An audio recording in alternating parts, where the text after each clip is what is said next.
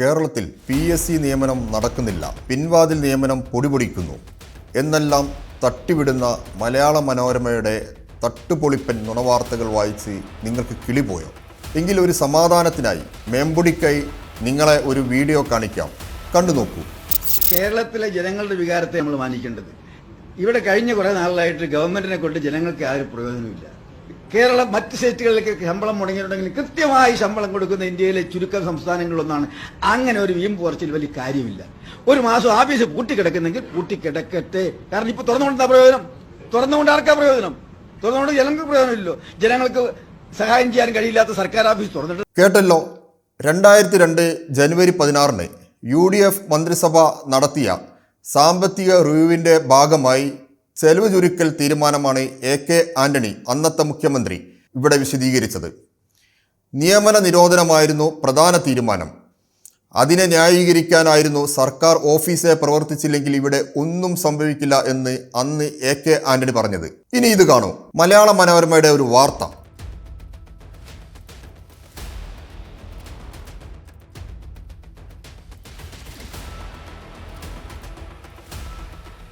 രാജ്യത്ത് ഏറ്റവും കൂടുതൽ PSC നിയമനം നടക്കുന്ന സംസ്ഥാനം കേരളമാണെന്ന് കേന്ദ്ര സർക്കാരിന് കീഴിലെ UPSC തന്നെ പറഞ്ഞതായാണ് മനോരമയുടെ ഈ വാർത്ത. അപ്പോൾ ഇന്ന് മനോരമ പറയുന്നതോ?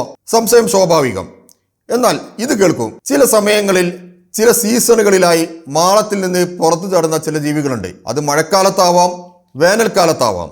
അതുപോലെ തെരഞ്ഞെടുപ്പ് വരുമ്പോൾ പുറത്തു ചാടുന്ന ചില വാർത്തകളുണ്ട്. കുറ്റം പറയരുതല്ലോ, LDF ആണ് അവരുടെ ടാർഗറ്റ്. അക്ഷരങ്ങളിലും വാക്കുകളിലും വിഷം നിറച്ച് കടിച്ചു കീറാൻ നോക്കും അവർ. പണ്ട് കമ്മ്യൂണിസ്റ്റ് പാർട്ടി അധികാരത്തിലെത്തിയാൽ വിഷം കഴിച്ച് ജീവനെടുക്കുമെന്ന് കട്ടായം പറഞ്ഞ മുതലാളിയുടെ പിന്മുറക്കാരാണ് ഇപ്പോൾ തെരഞ്ഞെടുപ്പ് അടുത്തതോടെ വമ്പൻ കള്ളക്കഥകളുമായി രംഗത്ത് വന്നത്. 2021 ഒന്നാം പിണറായി വിജയൻ സർക്കാരിന്റെ അവസാന സമയത്ത് ഇത്തരം ചില കഥകൾ, അല്ല കള്ളക്കഥകൾ മനോരമ ചമച്ചിരുന്നു. എന്നാൽ ജനങ്ങൾ അതൊക്കെ ചിരിച്ചു തള്ളിയെന്ന് തെരഞ്ഞെടുപ്പ് ഫലം വന്നപ്പോൾ മനോരമക്ക് ബോധ്യം വന്നില്ലെങ്കിലും ബാക്കി എല്ലാവർക്കും നല്ല ബോധ്യം വന്നതാണ്. ഇനി നമുക്ക് കണക്ക് നോക്കാം.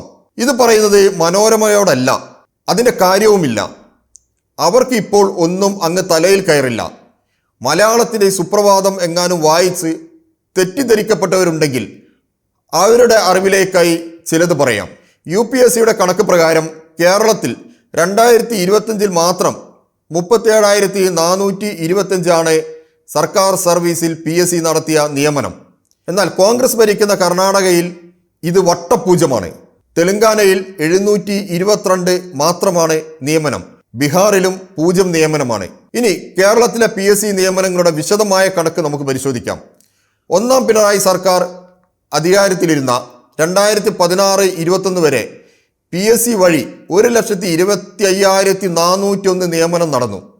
രണ്ടാം പിണറായി സർക്കാരിൻ്റെ കാലത്ത് കഴിഞ്ഞ ഡിസംബർ വരെ മാത്രം 1,80,896 നിയമനവും നടന്നു. അതായത് 10 വർഷത്തിനിടെ നടന്ന നിയമനം 3,06,297 ഇത് ചരിത്രമാണ്. PSC റാങ്ക് പട്ടികയുടെ കാലാവധി അവസാനിക്കുന്ന ദിവസം അർദ്ധരാത്രിയും ജീവനക്കാർ ജോലി ചെയ്ത് അവസാന ഒഴിവും റിപ്പോർട്ട് ചെയ്ത് ഉദ്യോഗാർത്ഥികളോടുള്ള പ്രതിബദ്ധത തെളിയിച്ച സംസ്ഥാനമാണ് കേരളം. കോവിഡും നിപയും മഹാപ്രളയം സൃഷ്ടിച്ച സാമ്പത്തിക പ്രതിസന്ധിക്കിടയിലായിരുന്നു ഈ നിയമനങ്ങൾ. കേന്ദ്ര സർക്കാർ കേരളത്തെ സാമ്പത്തികമായി വരിഞ്ഞു മുറുക്കിയതും നിയമനങ്ങളെ ബാധിച്ചില്ല എന്നർത്ഥം. 1,00,000 പുതിയ തസ്തികകളാണ് കഴിഞ്ഞ 10 വർഷത്തിനിടെ സർക്കാർ സൃഷ്ടിച്ചത്. കേരള അഡ്മിനിസ്ട്രേറ്റീവ് സർവീസ് KAS എന്ന സ്വന്തം അഡ്മിനിസ്ട്രേറ്റീവ് സർവീസും കേരളം കൊണ്ടുവന്നു. KASന്റെ 2ാമത്തെ റാങ്ക് പട്ടികയും തയ്യാറായി. ഇനി മനോരമയോട് ഒന്ന് ചോദിക്കട്ടെ, നിങ്ങൾ കണ്ണിലെണ്ണ ഒഴിച്ച് ഇരുട്ടത്ത് വല്ലാണ്ട് തിരഞ്ഞ് ഇല്ലാത്ത പിൻവാതിൽ നിയമനക്കഥ ഉണ്ടാക്കുകയാണല്ലോ. ഉമ്മൻചാണ്ടിയുടെ കാലത്ത് നിങ്ങൾ ഈ തിരച്ചിൽ നടത്തിയിരുന്നുവെങ്കിൽ അങ്ങ് ദില്ലിയിലടക്കം നടത്തിയ പിൻവാതിൽ നിയമനത്തിന്റെ രസകരമായ കഥ കിട്ടിയേനെ. അന്ന് കേരള ഹൗസിൽ നിരവധി പേരെയാണ് ഉമ്മൻചാണ്ടി സ്ഥിരപ്പെടുത്തിയത്, 10 വർഷ സർവീസ് പോലും ഇല്ലാത്തവരെ. ഉമ്മൻചാണ്ടിയുടെയും രമേശ് ചെന്നിത്തലയുടെയും ബന്ധുക്കൾക്കടക്കം അക്കാലത്ത് വിവിധയിടങ്ങളിൽ പിൻവാതിൽ നിയമനം ലഭിച്ചിരുന്നു. അതിന് വിജിലൻസ് കേസും ഉണ്ടായിരുന്നു. AK ആന്റണിയുടെ നിയമന നിരോധനത്തിന് വെള്ളവും വളവും നൽകിയ മനോരമ രാജ്യത്ത് ഏറ്റവും കൂടുതൽ നിയമനം നടത്തിയ ഒരു സംസ്ഥാന സർക്കാരിനെ നോക്കി പല്ലിറുക്കുമ്പോൾ, കണ്ണുരുട്ടി ഗോഷ്ടി കാണിക്കുമ്പോൾ ഹാ കഷ്ടം എന്നല്ലാതെ എന്തു പറയാൻ.